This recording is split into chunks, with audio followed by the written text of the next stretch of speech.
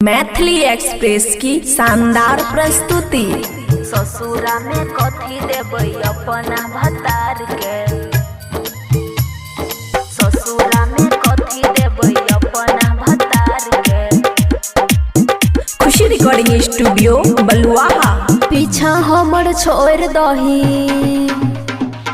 पीछा हमर छोड़ दही, कहै छियौ यार रे। ससुरा में कथी देबै अपना भतार के, ससुरा में कथी देबै अपना भतार के। पीछा हमर छोड़ दही, पीछा हमर छोड़ दही, पीछा हमर छोड़ दही, कहै छियौ यार रे। ससुरा में कथी देबै अपना भतार के, ससुरा में कथी देबै अपना भतार के। DJ good Madhubani, DJ good Madhubani. Mix by Aman अक्के।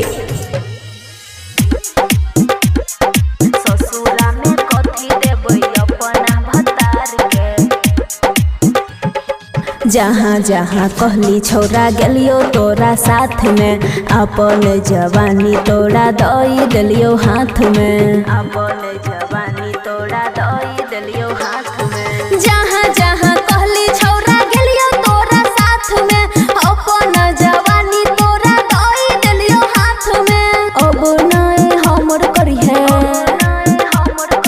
अब नहीं हमर करिहे छौरा इंतजार रे। ससुरा में कथी देबै अपना भतार के, ससुरा में कथी देबै अपना भतार के।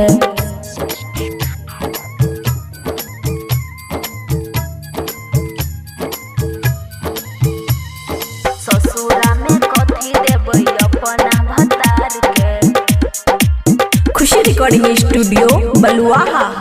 राइटर सुमित साजन रही है आबाद रे, हक लगा के खैले जवानी के सुआद रे, हक लगा के खैले जवानी के सुआद रे। राइटर सुमित साजन रही है आबाद रे, हक लगा के खैले जवानी के सुआद रे।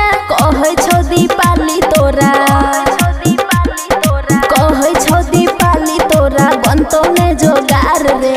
ससुरा में कथी देबै अपना भतार के, ससुरा में कथी देबै अपना भतार के।